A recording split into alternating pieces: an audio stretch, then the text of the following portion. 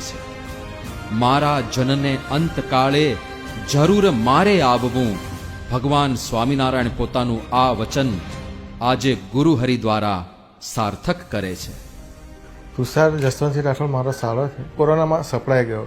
એમ્બ્યુલન્સમાં નજીકની cottage hospital, વિનોબાબા hospital છે, ત્યાં રેફર કર્યો ડૉક્ટર, એટલે અમે ત્યાં શિફ્ટ કર્યો. ધીરે ધીરે એનું ઓક્સિજન લેવલ ઓછું થતું એટલે એને બાયોપેક પર રાખવામાં આવ્યો.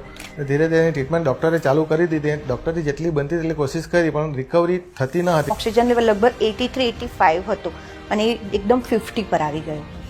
પછી સિસ્ટર્સે અમને કીધું કે હવે તમે બહાર જાઓ. તો એમણે સિસ્ટર પાસે અને ડૉક્ટર અવની પાસે કાગળ માંગ્યો હશે. તો કે બાપા મને પાલખી લઈને લેવા આવેલા છે, એટલે મારે લખવાનું છે. લખીને ચિઠ્ઠી એણે એની પાસે રાખી. થોડી વાર પછી એણે મારા હસબન્ડને બોલાવ્યા, જિજ્ઞેશ રાઠોડને. એ ચિઠ્ઠી મેં વાંચી એટલે હું સ્તબ્ધ થયો કે એમાં ચિઠ્ઠીમાં એવું ક્લિયર લખેલું હતું કે બાપા મને લેવા આવ્યા છે અને હું અક્ષરધામમાં બેસી ગયો છું. અને પછી મારા મમ્મી પપ્પાને લઈ ગયા અને બધા સ્વજનોને મળ્યો હાથ જોડીને.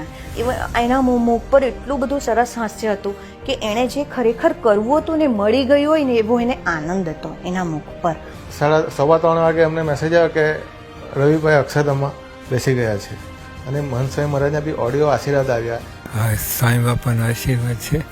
આપણા દીકરા મારના ચરણમાં બેસી ગયા છે અને બળને હિંમત રાખજો. માયાના બંધનો વિદારી ભક્તોને